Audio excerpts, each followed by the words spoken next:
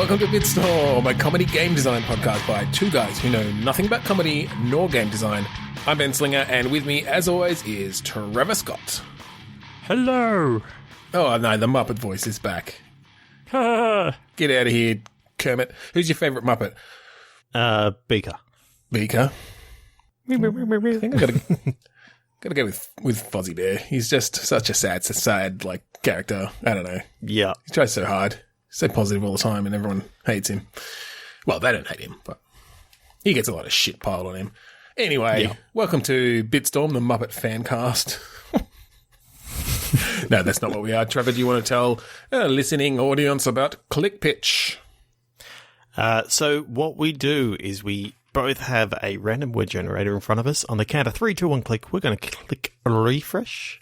We're going to take those words, we're going to throw them at each other, come up with a game design. Then when we don't like it, we throw it away and we start all over again. That's the way the game is played. Shall we begin? 3, 2, 1, click.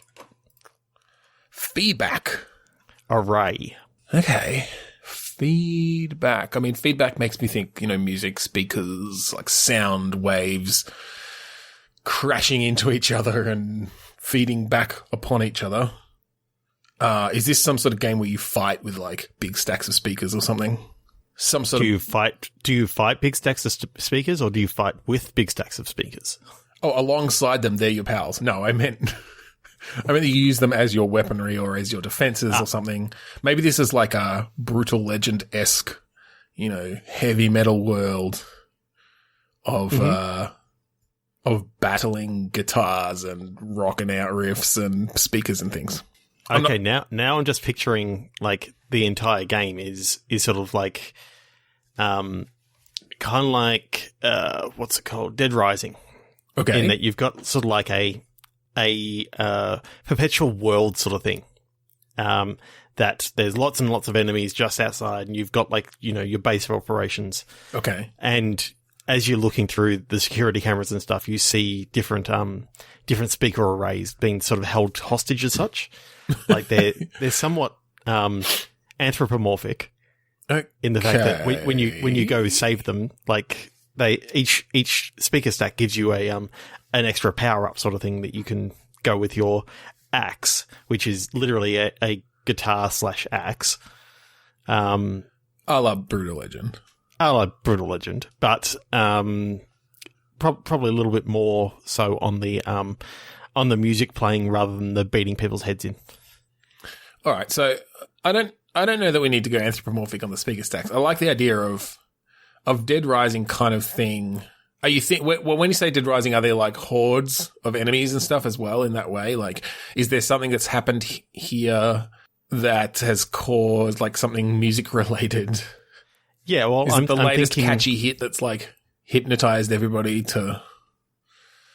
Are we going to go the whole kind of metal versus everything else? Have you seen Lego Movie 2? I have, yes.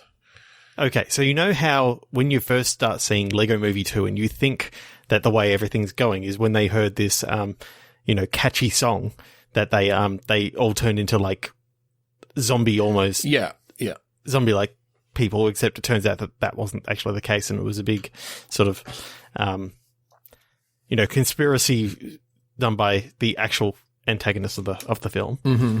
But I just like the idea that you see all these people out there who sort of attack you because they notice that you're not bopping away to the latest sort of catchy song. I like the idea that they all have like iPods or iPods. What fucking decade are we in? Anyway, headphones in. So you don't actually hear the music as you walk around, or maybe you get little snippets of it or something, but like most of the time you just see these people out there kind of endlessly dancing silently. And so you do just hear like the shuffle of all the steps as you... What I think is happening is this is in the late 80s, so they've all got tape players, like Walkmans. Okay.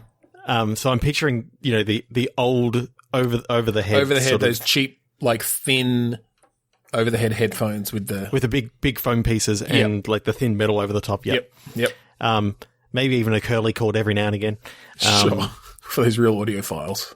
But the idea is that, you get out there with your axe that you can use to beat people over the head with. When you finally pick up one of the speaker sets, you can actually, rock out and convert people away from the shitty music. Yeah, well, I was almost thinking then that, yes, the speaker stacks are kind of like a capture point where, you can get more power-ups, you can get additional abilities, but it's just because you have sort of increased your heavy metal network, as it were, of these linked together towers that are all blasting hard rock and heavy metal.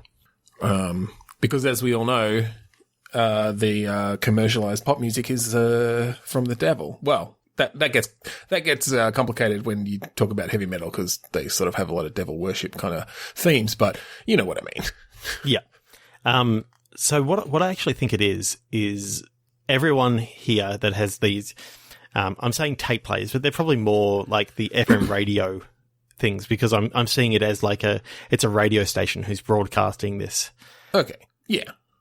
So your actual antagonist is basically this radio station. So the way that you can finally, what you're trying to do is you're trying to get enough people onto your side, by converting all these people. So you don't really want to kill them. You want to convert them to your side. Mm-hmm. So that once you get control of enough areas, you can actually move it into the next stage of trying to take over the radio station. Yeah. Well, I think what happens is when you hit them with your axe, maybe it is still just a guitar, so it's blunt force trauma at the very least. Yep. But you knock the headphones off them, right? Or you break their radio, and now they're no longer under the spell, or at least it fades off. Maybe because I was just thinking maybe they rush to find a spot, it's broadcasting from different areas and stuff. So you have to after you've knocked it off, maybe you have to do something else to hold them down or to keep beating them up until they actually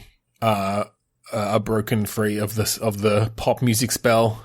Mm-hmm. What I like is you can have choose between different guitars. So you've got the electric guitar, which is only going to be good once you've got a speaker stack. But you can also go an acoustic guitar, which you're going to be able to actually convert a smaller group of people in your immediate vicinity. But because you don't have that speaker connection, you can't actually, when you finally get the speaker up and running, you're not going to actually unlock any extra power to. Oh, okay. I think what you have to do then, with what I was talking about before, you have to knock off the headphones, but then you have to play music. Yes. Right. Yes. I like that. So you might, you've got an attack. You've got maybe a spin attack that's going to hit, a group of people around you. All their headphones come off, and then you have to do a move that plays some music to convert them. Otherwise, they're going to pick them back up, or run off and find the radio store or whatever, or one of maybe the speaker stacks are actually broadcasting the pop song until you get close enough to take them over. Yep. And then I reckon this could actually be almost like a cooperative game as well. Yeah. Because then you've got combos around doing a mass move that knocks a bunch of headphones off and then playing some music that and then it converts them. I can see, you get if you happen to both start the music at the same time and playing the same notes and that sort of stuff, you can actually, team up to get extra. Oh, you're thinking there's a rhythm element when you play? It's an actual. You have to hit the keys at the right time to pull off the combo or something. Yeah. Yeah, that's cool. I'm picturing this as kind of a cross between a beat 'em up and a Pikmin or an Overlord. So you convert a bunch of people and then they're just following you around headbanging. But then you need 50 people to get past this gate, because once you've converted 50 people, you can say, all right, now go bust down that gate. And that maybe uses them up as, perhaps, or there are ways for them to be used up or go back into the mass of pop music listeners. Yep. I'm sort of seeing this as almost like a Pied Piper sort of situation. But it's a Pied Piper using, I don't know why, but in my head I'm seeing Tenacious D music of, Master Exploder of... Oh, yeah. That'd fit well, for sure. I do not need a microphone. My voice is fucking powerful. That can be one of the moves where you just like doing a cappella fucking metal scream and knock a bunch of headphones off or something. Well, that's what I was thinking as well, actually, is once you, like, if you get to a speaker stack, you can power it up and it does like a big blast outwards in a radius and knocks a bunch of headphones off and like you get a big boost of followers. And then, yeah, I think, so you're basically working your way through the levels, and maybe sort of open world-ish, or almost Metroidvania-ish in that maybe you can only have a certain amount of followers until you upgrade your speakers, or you get a portable speaker or something, or whatever. Or you've got like a wagon with a fucking Marshall stack on it on the back, just pulling it along behind you. Well, I'm picturing that one of the later things that you can get is like an FM transmitter. Right, so you can kind of overpower so you can play them the remotely guitar. or something. Yeah, because when you get close enough, when people get close enough to you, as long as you're continually playing the guitar, then it's going to override that transmission. But the thing is, if you stop playing, then immediately the signal comes back in. So you can maybe get like a temporary boost of followers or something. Yep. Yeah. Yeah, well, I like this is actually really cool. I know. And I like this idea of as you power up, you're building up how many followers you can have at any one time. And obviously you've got then gated areas in this world where it's like you need 200 followers to get through here. And so you're not going to be able to do that until you've unlocked a certain amount of upgrades. But then like the final push on the radio station, it just ups that follower count to like 100,000. Like it's orders of magnitude more than what you've needed before. And that's kind of the big finale, the big end game, is you find a way to just like convert all these people in the whole, state or whatever. Yep, to converge and to just converge on this radio station and take over this megalomaniacal DJ. So what I'm actually thinking is the like the combos and stuff that you do on the guitar can have like a certain command sort of thing if you end with a certain button press.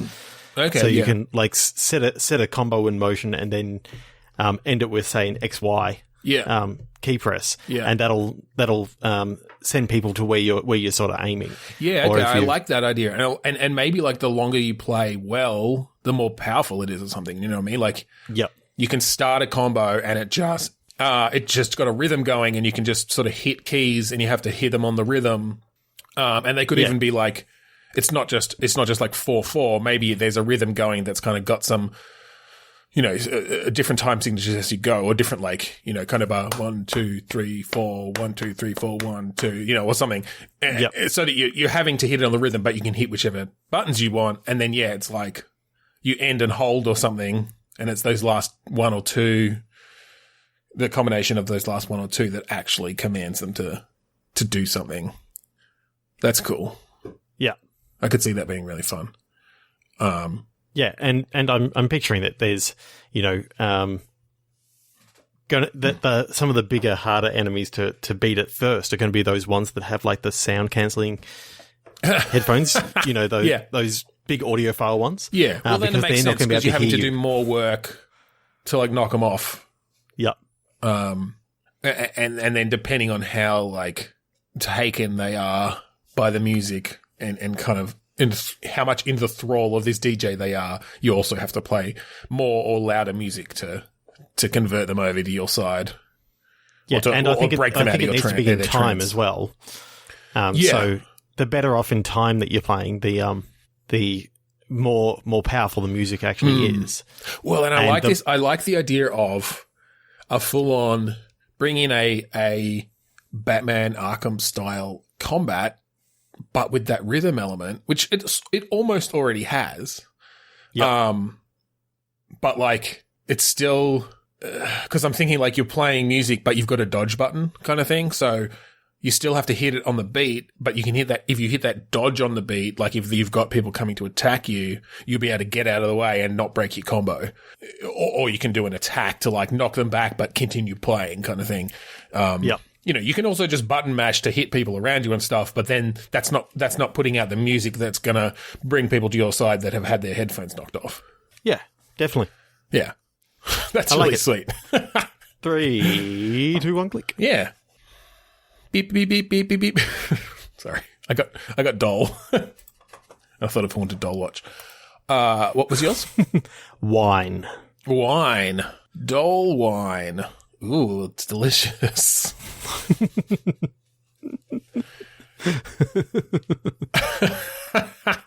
Wine. I assume that's W-I-N-E. W-I-N-E. Yeah, Yes. not like W-H-I-N-E.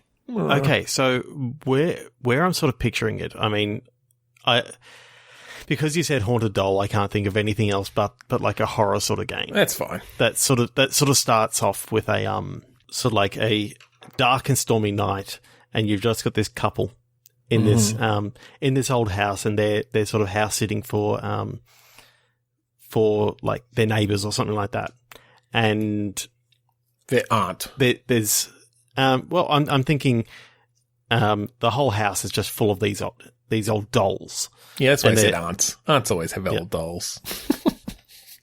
Yeah, go on. What actually happens is, you know, they're sitting down for dinner, and the wife sort of says to the husband, "Oh, what what would go really well with this steak that I've cooked? A nice champagne. Red. Can you go down to the wine cellar?" And you head, like, the character sort of heads down there, and it's sort of in there that you get the feeling that something's not quite right with the doll, and that's where it sort of starts. So I think one of the key things about a horror game, obviously, is just how the gameplay works to allow those horrific situations to actually kind of take hold. So you're thinking, is this kind of Alone in the Dark, original Alone in the Dark, Resident Evil-esque kind of fixed camera walking through environments? I'm thinking this is more Resident Evil 7 of that claustrophobic first person slow moving, where things, you know, you can only see what's directly in front of you. You can't quite see what's going on beside you. And yeah, okay. I definitely do like that feeling of, well, I don't like the feeling of it, but for gameplay purposes it works, of knowing that you're not going to be able to run very fast, and maybe even have a stumbling mechanic, you know, or something where you can't just run and belt your way through the house. Like, turning corners is going to slow you down, or you slant, you know, you got. How would you simulate in first person that sort of that moment where someone tries to take a corner too fast and just like slams into the wall in front of them, you know, while still scrambling to get around that corner in a hallway? Anyway, that kind of movement. Yeah. So what do these dolls do then? Do they just show up? Because I feel like part of the haunted doll is that you don't actually see it move, at least not initially. Well, I think what it is it's one of those things where, you know, the light bulb is just sort of flickering, and I like the idea of you know how each time you get a flash, it's moved. Yeah, it's moved slightly enough just to make you think what's actually going on. Well, here. Oh yeah, of course. At first, yeah, it's just unsettling, and you're like, why the fuck is there a doll down in the wine cellar anyway? So I'm thinking that this is you play both protagonists in this. Like, you play the husband and the wife. Yep. Switch back and forth kind of thing. You're switching back and forth because basically something falls over, like in the wine cellar, like one of the shelves falls over, and sort of blocks the door, so he can't get out that way. Oh, I like the idea also of switching to the other character as a jump cut in a particular tense moment. Do you know what I mean? So that shelf you see it start to fall, and then basically at the point of impact where you hear the sound, it actually clicks right over to the wife. And obviously the sound's still there, but you hear it coming from the basement kind of thing. And now you're playing her, and now that's really tense because you don't actually know what's happened down there. Like, is he injured? Why isn't he making any sounds? Yeah. Yep. And then, you know, you can go over the conversation sort of starts happening, and then some other sounds start happening in upstairs. So her thing now is to investigate the sounds, to try and help her husband get out of the wine cellar. Yeah. Meanwhile, you know, the husband's just trying to get literally out of there and get up to, help his wife out. I'm thinking throughout the game, like they're going to be sort of separated. Yeah, I think you could go back and forth. As in, like, yeah, for a good chunk after this moment, they're separated, and then there's finally a reunion scene, and that's when you actually up the stakes, right? That's when maybe you finally see a little doll hand come out and grab the wife this time by the hair or something and pull her. So I think her out. What's actually going to happen, as far as I'm concerned, is the only way out of the wine cellar is basically there's a secret passage that sort of leads in between the walls. Uh-huh. So the husband's sort of just able to help the wife from a point of view of be able to sort of look through a couple of different places and see into the room and see what's sort of happening there. Yep. And then she's sort of I think that it's going to be a thing where you can actually switch between the characters. I was about to say, after a while. at that point, you give them the player the option to switch back and forth. So it could be like, yeah, the husband can switch. It can be moving on either side of a single wall to like look through here, look through there, and you have to then time it right to switch back to the wife and go through a door or something when the doll isn't looking. I don't know. Yeah, and whether this actually turns out to be a doll or not, whether it turns out to be, just something that's like playing on their mind, or I don't know. I think you could have fun with that and sort of not go into the typical tropes of, it's not actually happening. Something's actually happening, but it's you could definitely write it in a way that that heavily implies it and then does a bit of a twist of it's actually something mundane. Even if it's a serial killer moving dolls around. Have you ever seen the horror movie The Boy? No. That's one I recommend that you go check out. It's kind of fucked up. Is it a recent one? 2016. 2016, I think. Okay. Oh, it's filmed in BC. So basically, this lady comes to this mansion. There's a doll, right? I see a doll. Yeah. Lady comes to this mansion to look after this couple's son for the weekend. Yeah. But the son is literally this doll. And what actually happens is, as she's looking after the son, like, it moves between places in the room and all this sort of stuff. And where it ends up is very different to where you thought. No spoilers. It's actually really quite cool. I thoroughly enjoyed it. I shall have to try to find that, although I'm pretty sure it's on Netflix or Stan. No, it's not on Netflix. It's on one of those. At the moment, at least. 3, 2, 1, click. 3, 2, 1, click. Poking. Pass. Maybe this is like a kind of a bit of a physics-based puzzle game where you have to go. It's like couch co-op multiplayer, and you're passing a stick around a campfire, and you have to poke the fire. But maybe you have to like choose to poke it in the right spot to not collapse it or something. I don't know. That was just where my mind went, or maybe you can like choose to put on an extra log, or I don't know. I don't know how you'd score such a thing, but I do like the idea of a physics-based fire poking simulator where it like in VR. Sure, yeah. Well, that could be really relaxing. But with realistic, once they've burnt down enough, they could break in half. Because they've burnt through. They're just coal. They're just embers all the way through then, and that sort of thing. Where the game is in that, maybe a marshmallow toasting aspect. Is there anything there? Not 3, 2, 1, click. All right, you calling it that quickly? Okay. Interesting. Narrator. Father. Okay. There are some interesting gameplay things you can do with narration. presumably based on your word, either it's the father narrating or someone's narrating the life of a father. Yeah, I'm kind of getting a Stanley Parable sort of vibe. Yes. Yeah. I guess it's just how do you... I like the idea of Stanley Parable did this a bit, of course, because it was a comedy game, but like an Arrested Development style sarcastic narrator where it's just like, I am going to Disneyland. He was not.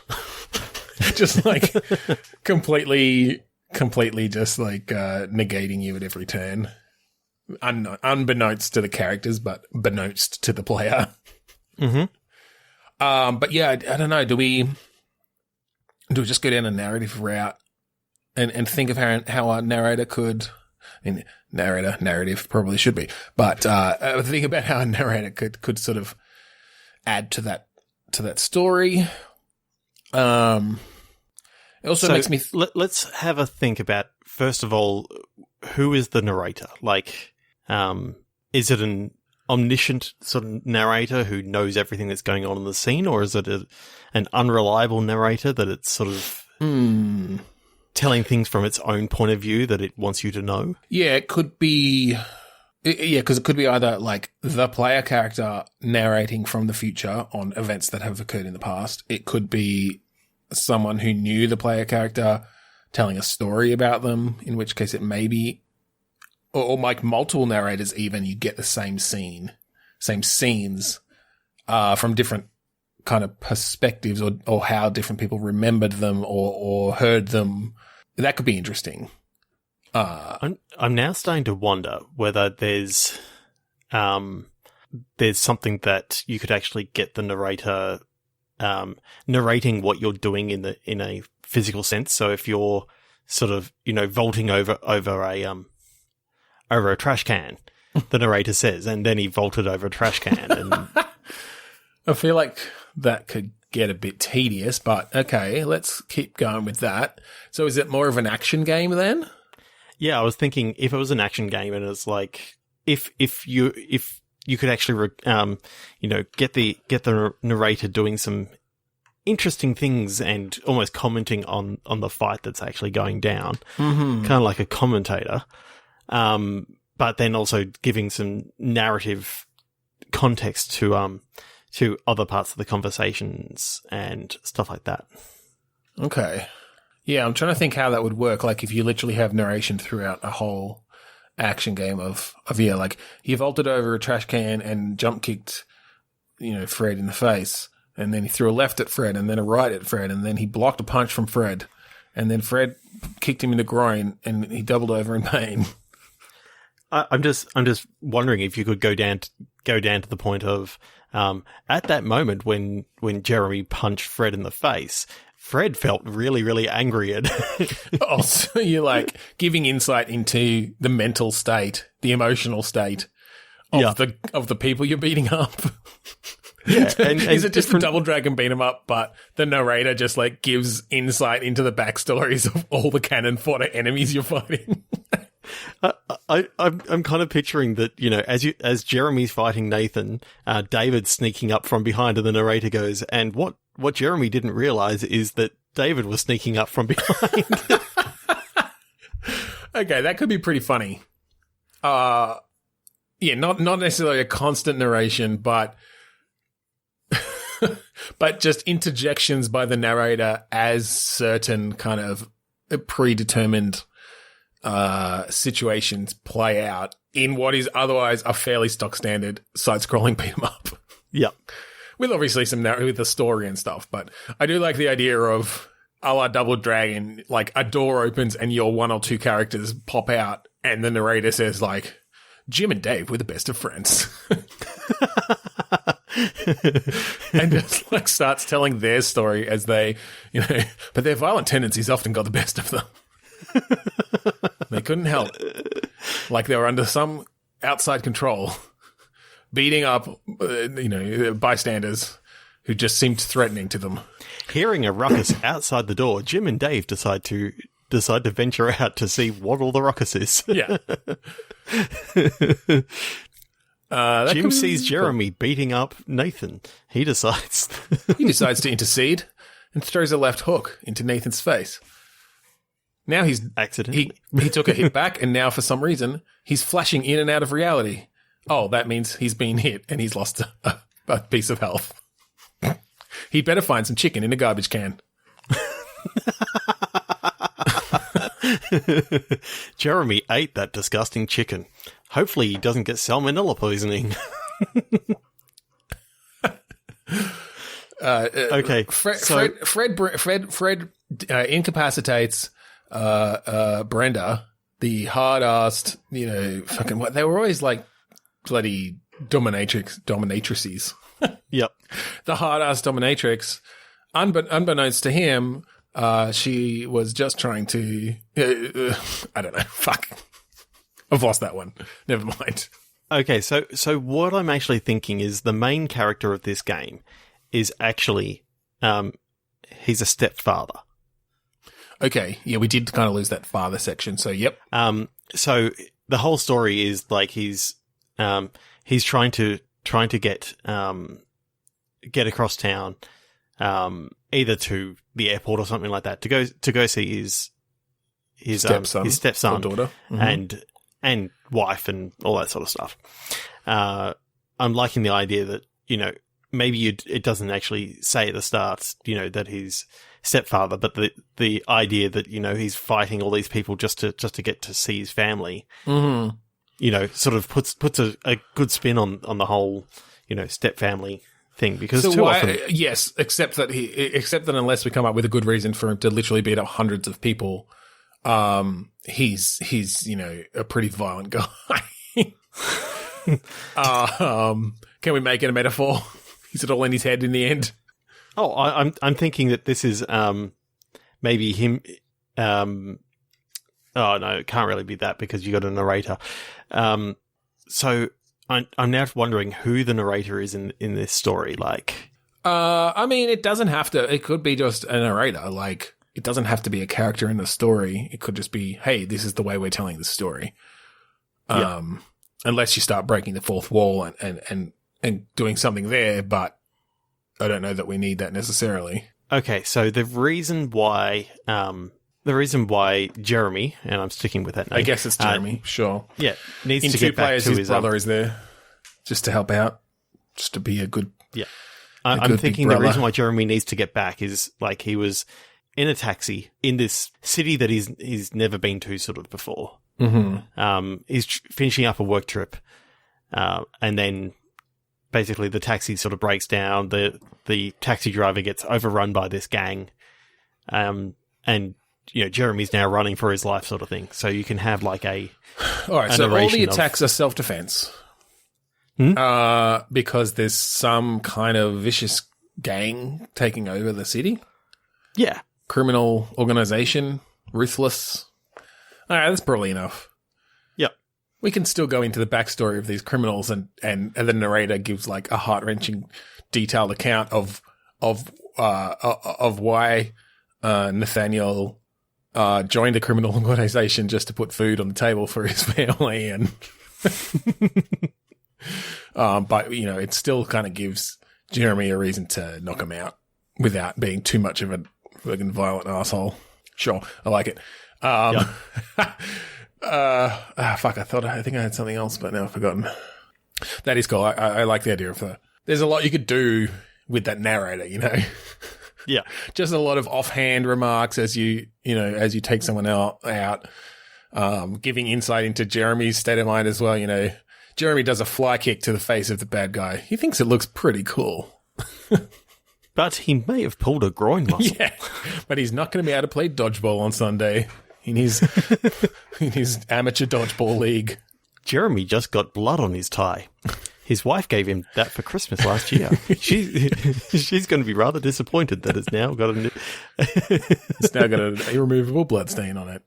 But hopefully she'll understand, considering the fact he's beaten up 53 bad guys at this point to get to them. 54. 55. Jeremy's so glad his brother, Frank, was here. to help out when the gang attacked. He Frank's a doesn't good quite guy. understand why Frank wasn't here last week when the same thing happened. And he's really hoping Frank doesn't ask to borrow money again because they're quite strapped at the moment. Especially with all these cleaning bills that he's now picturing that he's going to have. And hospital bills on his fists and groin. All right, 3, 2, 1, click. I really like that, though. That was good. Fisher. Rafter. Now, this Fisher is in Fissure. Okay. Let's go with a fissure in, like, the earth or something rather than Yep. anything else. And rafter. Okay. So now I'm picturing, like, this... I don't know, I think it's like a mountain cabin or something like that. And I'm picturing that... I'm just trying to think whether it's whether it's like out of this fissure it comes like lava and that sort of stuff, or whether it's more of a fucking demons and ghosts and yeah. What I kind of like is that your character is sort of I'm picturing a snow-covered mountain. Okay, and it's kind of like one of our favourite Simpsons episodes of all time, Mountains of Madness, where secluded cabin. His secluded cabin. He's just trying to get away. Typical trope of like he's a writer just trying to write his latest novel, not model, his latest novel, and so it's 12:80 in the afternoon, and he's trying. I'm picturing that there's going to be like an earthquake sort of thing. Mm-hmm. And at that earthquake, like he notices, you look out the window and you see like this massive fissure sort of occur in the snow just up the way. Yeah. And so is this kind of almost an Alan Wake-ish kind of slow burn? Yeah, slow burn, sort of thriller. psychological horror/thriller. A little bit less... straight horror than Alan Wake. Yeah. I'm picturing, sort of, kind of, what's it called? H.P. Lovecraft sort of. Yeah. So because I'm trying to think like what's your main gameplay loop here. It doesn't sound like combat. Like Alan Wake had combat really and exploration, but combat as its main sort of thing. Weaken him with the flashlight or whatever, and then shoot him. This sounds like maybe it's a bit more just exploratory. Yeah, definitely exploratory. I do like the idea that once the fissure sort of comes, that it sort of calls to him in his dreams. Okay, yeah. Because does he see something? Does he see like a figure? Well, that's I'm thinking sort of not quite human-like. Yeah, and when he wakes up, I'm picturing that he wakes up and he just looks up into the rafters and he just sees these red eyes. Oh, or like the silhouette of this figure like crouched up there. Yeah, that he just saw in the dream, just as his eyes open. It's just up there, just sort of sitting up. You could do a cool effect where like rafters. It stays kind of blurry and underexposed as he comes to, as he wakes up, and once it all clears up, it's not there anymore. But you definitely saw like the shape of it. Yep. Now, I think that he's not a horror writer, though. Some of the typical tropes is that, they're horror writers and what they're writing comes to life. No, I feel like he's just like a pretty standard like slice of life fiction writer. Oh, I was thinking like hardcore erotica writer or something like that. Well, he does that on the side under a pseudonym. When he's got writer's block, he just like bangs out some porn on page. And his name is Daniel Steele. Daniel Steele? Yeah. I'm sure. Wait, no, that's his real name, though. Yeah, that's his real name. Right. His pen name isn't Danny L. Steele. That was already taken. No, his pen name is like Rick Hardbuns or something. So I like the idea of this like romance novel writer like finding this like horror sort of thing, and I'm picturing that he falls in love with it. I'm picturing that he's really quite nervous and quite scared of these sort of things. So you could have that he's not a kind of hero character by any means. He's fairly timid. So is there an aspect of kind of you get to know the people in the town? You do have sort of a daily tasks that you have to do that slowly this thing starts impinging on. Yeah, I think the sort of daily task that you've got is you've got enough food, but you need to collect some wood. You need to collect, some water from the creek and that sort of stuff. So you just got some. Well, things that you need to do how each day. isolated is this? Oh, good question. As in, is there a nearby town that you can kind of drive into as long as the snow isn't too high or something, right? Like, yeah. So that you can have a thing like, you need to pick up your mail, you need to, and have a chat with the postmaster or whatever, and you go to the grocery store to get your supplies. But yeah, obviously then you can have periods where, I'm actually stuck here, so I've, this is what supplies I have. There's a fallen tree on the trail and it's blocking the entrance to the bridge. Yeah. So you don't have that trope of the bridge going down, but there's a tree that's big enough to have fallen down in front of that thing. Yeah, and you could probably ramp up the tension in a way that, like, the first time something like that happens, it's kind of not that big a deal. You just, like, you have to survive the night. Oh, do you think you have any survival aspects to this, or is it mostly just story-based? I think it's story-based. Are there like, lose points where it's like, you didn't stock up enough for the winter? And you got eaten by a brew? I think it's more on your task list for the day. It's sort of like get some water, get some wood. Yeah, it's a bit Life is Strange-ish. Yeah, or you mostly, you might have a choice of a couple things you can do, and that might slightly change the outcome. But in general, here's what you're doing this day: get some exposition, go through some sort of horrific set pieces. And keep moving forward to tell the story. Yeah, so I think when you go to investigate the fissure, like if you remember the game, what was that game? The Sanity's Requiem one, was that Eternal Darkness? Was it? Or? Oh yes, yeah. It had that sort of fear and psychological sanity mechanic. Thing. Yeah. I kind of like.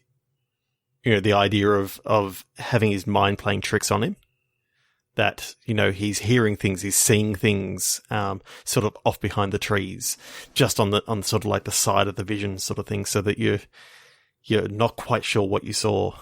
Yeah. But, so his mind starts playing tricks on him when he gets near to the fissure, and like he's having bad dreams, and,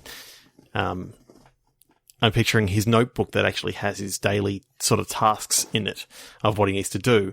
He looks in it up after he finishes his second task for the day, and it's got all this scribble by someone else's writing, or something like that, and investigate those sorts of the fissure. Effects. Yeah, like it's added things to his task list, or it's like crossed things out. Like if he starts getting interested in it, I guess it's either, is it trying to call to him or is it trying to push him away?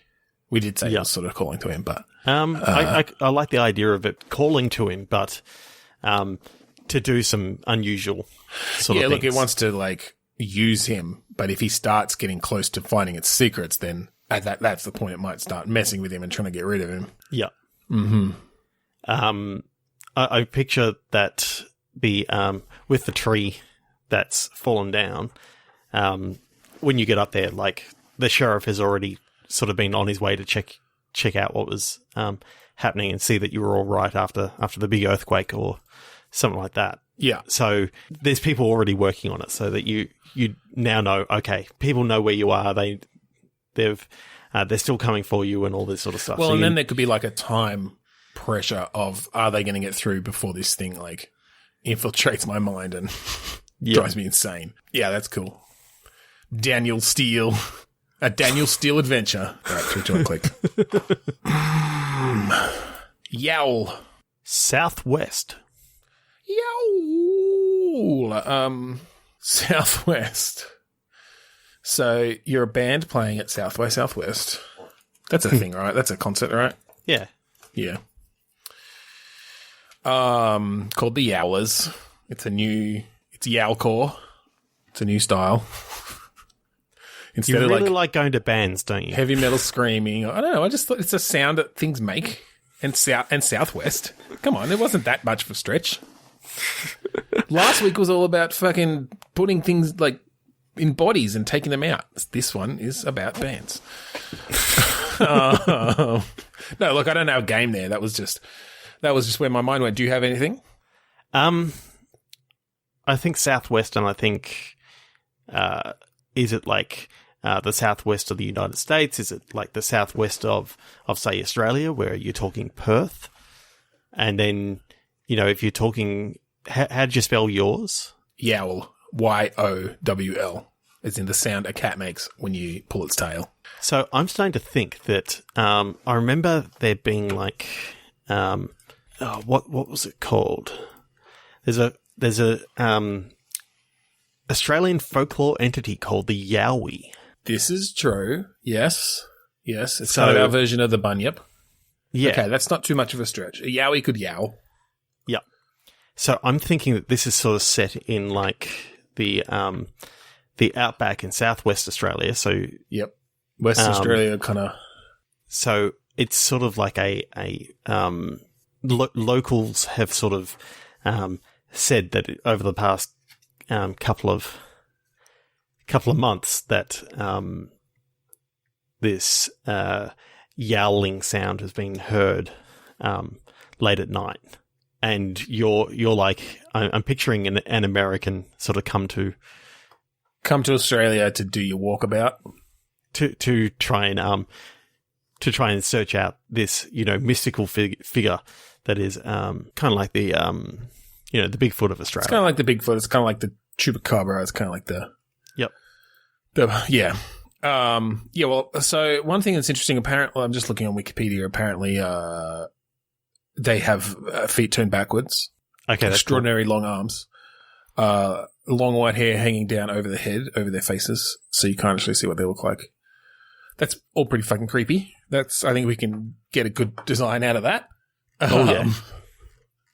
I really like the idea actually of like the sort of almost luminant white hair, like the moonlight coming off the white hair out in the outback at night, like the cold outback night, and you just see this kind of luminous moonlit white hair coming towards you. Yeah, so I'm sort of picturing it. Does this sort of happen around like a swampland sort of area? Yeah, I don't know. Look, I unfortunately don't know a lot about outback Australia. I feel like this would be a really good opportunity because it does actually come from Aboriginal legends. Yeah. And so it could be a really good opportunity to sort of bring in some of their history in an interesting way. But yeah, look, and I guess it sort of makes sense to, if we wanted to do something that helps bring some of their folklore and stuff to a wider audience, then viewing it from the perspective of an outsider makes sense. But you could have some interesting Aboriginal characters in there who kind of guide the way, or I wonder, it'd be interesting if you played a local Aboriginal man who then is like guiding this brash, annoying American, so that you're playing a more sympathetic character. Yep. Yeah, I like that. So then you've got that interesting dynamic of. Yeah, I like the idea of having this this character who, doesn't actually believe in this like in the creature. He doesn't believe in the creature because he's sort of lost his way, if you know what I mean. Like, it could be one of those things of, he starts to learn about, the dreamland and a lot of the sort of stuff of his ancestors. Mm-hmm. Mm-hmm. So he's going through his own journey of kind of rediscovering. Yeah. His roots. And you're sort of seeing, how he's being treated by the American and even the rest of the locals. The rest of the locals, yeah. Yeah. Sorry, audience, you'll have to pardon our hesitation on this because we always want to add representation and tell interesting stories, but we never actually quite know enough about them to do it justice. But I do really like that idea, like that in the right hands, that could be a really interesting story. Yep. And again, look, there's tons of cool stories in the like Dreamtime legends and stuff in Aboriginal culture that you could bring into this, other than just the Yowie or Yahoo. Yeah, I mean, this could actually be like the start of like the Dreamland Chronicles sort of thing. Yeah, it's like you bring in all these new cryptids from Dreamtime. Well, maybe not. Maybe they're not all creatures like this, but no. But yeah. I seem to remember, like the rainbow serpent and all that sort of stuff, and just able to this is the thing. Sort of do for the bring to light to the majority of people, like all the different sort of stories of the Dreamland, but from a if you have a Aboriginal protagonist. Well, and I'm sure there are a bunch of Indigenous Australian... Voiced by Aboriginal, written by Aboriginals. Yeah, well, that's the thing. Like developers as well. I'm sure there are plenty out there. I mean, not enough, I'm sure, but who would love to work on this sort of story, this sort of game. And it can enter in from like, a nowadays sort of thing, but then it can expand into a little bit more about, the actual stories behind it and have it somewhat interactive. Well, I'd love to see some of the art styles from Aboriginal paintings and different things, and they've got a very distinctive style. I'd love to see that kind of brought into a video game. Oh, yeah. That would be really cool. Yeah. Oh, I like that. Okay. That's cool. Someone pay some Aboriginal developers to make that for us. All right, let's do one more. 3, 2, 1, click. Ditty. A little ditty. Bedtime. Jack and Diane. Sorry, what was yours? Bedtime. Ooh. Does it say something that when I think of like singing a bedtime song to a child, it goes to horror? I guess just to make any sort of interesting tension out of something like that, it kind of has to in a way, but is there something about singing a bedtime song to somebody? I don't know. I'm getting this this sort of thing of your character is like a 6-year-old having a bad dream sort of thing, and like the only thing that can sort of calm you down is the sound of your parents' voices, like singing a song to you and that sort of stuff. So you can have like, I don't know, just a different action sort of scenario that is within the Dreamland. And then, if you happen to get woken from a start, your character starts screaming, your parents come in, sing you off to sleep, and then you start off with a nice dream that gradually turns evil again. Right. So the gameplay's in the dreams. Yeah. And then in between, it's just kind of, it's almost a reset. It's almost a death mechanic. Like you're hearing different parts of the story of like, I'm picturing, when parents put their kids to sleep, they're not going to sleep themselves yet. Yeah, okay. That's where I was kind of going to. I like the idea of what's happening in the real world seeping into this kid's dreams. Yeah. And it could be that their parents are discussing a heated topic or having an argument, or they've got friends over. Or something that's been happening around here lately, because my son's been watching Ghostbusters. In Ghostbusters 2, there was a scene where Venkman's got like a TV show, and they're talking about the end of the world. Mm-hmm. And so one of the ladies goes, well, there's going to be a meteor that strikes the Earth and wipes out all of Earth. And guess what James has been having nightmares about? It just meteors. Yeah. Like, none of the ghosts. All the ghosts and that sort of stuff are fine. It's just this just one go fucking thing. So my wife and I were talking yesterday, because at the moment in Australia, you can actually go out at about 3 o'clock in the morning and see a meteor shower. Yes. Because we're passing through like the tail of Halley's Comet from many years ago at the moment, and sort of Yeah. So Yeah. we've not wanted to be saying something like that, but I can just imagine this. You really want to scare him? Just tell him about climate change. Yeah, no. I want him actually, going to sleep and not waking us up. I want to be able to go to sleep without worrying about climate change. So the gameplay, what sort of gameplay are you thinking is happening here? Is this sort of almost like a 3D platformer or something where the world is then kind of shifting and changing that could be around you cool. based on... Kind of starts off like a Mario 64-esque level that you're running around, jumping around. Yeah, like very much a kid dream, fucking candy and television. That kids' like, TV. As you move through the level, like things continually change.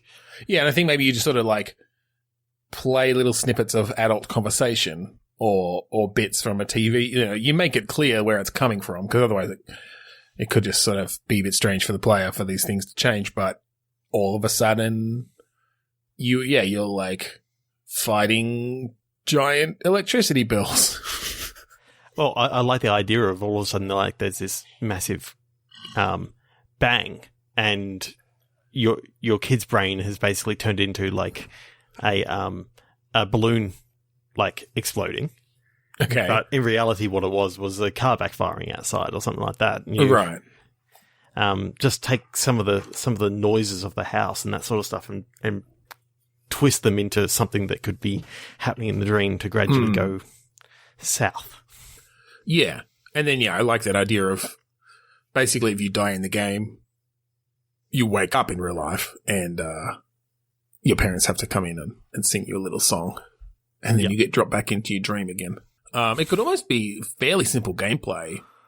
Almost a bit of like Infinite Runner style, just not necessarily in that exact gameplay thing, but or maybe like more like a roguelike kind of thing where you're doing a run. Like, it's not a story-based thing necessarily, although as you played more, you could maybe unlock or bring in sort of progression of the different conversations or the different things that make their way into it. But it's just, okay, how far can I get before I wake up? And it's semi-random what elements get brought into the dream, and you kind of unlock stuff as you go. I almost want to play around with that whole thing of object permanence. Of, like, you see something, say, like a collectible or something like that, but if it goes off the screen at all, it's gone forever. Yeah, I mean, that is very dreamlike. Whether it's annoying, I don't know, but you could definitely play with it for sure. Yeah. And that even gives you an interesting kind of game mechanic of like, oh, I see that thing over there, but I know that if I look away, it's going to be gone. So you kind of have to focus on how you get across there, whether it's through the platforming or whatever the gameplay ends up being. But still, you have to keep it in view the whole time. Yeah. That's cool. That is. Cool. I'm picturing the boogeyman, the tooth fairy, all these other things that, Well, and then you get to pervert them with like adult stuff, right? So yeah, I mean, the boogeyman comes into it at some point, but if he's dreaming about nice stuff, you could have these little scenes or these little moments that just get perverted into nightmares and sort of play around with how that could happen. That's cool. That is. I reckon we'll finish it there. I think we will. We shall finish it up there. Thank you for joining us again. Well, I hope it's again. This could be your first episode. I don't know. If so, either way, thank you for joining us. If so, welcome. Hope you enjoyed it. You can find us online and all the rest of our episodes and all of our social media and our YouTube channel and all that good stuff on podchaser.com. That's podchaser.com/bitstorm. You can also find us at 8bit.net/bitstorm, as we are part of the 8-Bit Collective. This is a group of like-minded podcasters, mostly about video games, but also a few other things, who, we're all part of a group and we do stuff together. It's cool. Speaking of like-minded individuals, check out the AGPN, the Australasian Gaming Podcast Network. Search for the Australasian Gaming Podcast Network on Facebook or AGP Network or the hashtag AGPN on Twitter. And we'd finally like to thank Kuradust for the use of their song Mount Defiance off of the album Containment Failure, which I think we mentioned last week is reaching its 10th birthday. Yeah, pretty soon. Well, like 8 months, but we'll just mention it every week until then. Yeah, thanks again for joining us this week on Bitstorm. I'm Ben Slinger. I'm Trevor Scott. Trevor and Ben finished their podcast and they started going away when Jeremy came back out and started beating the shit out of them. Oh, damn it, Jeremy.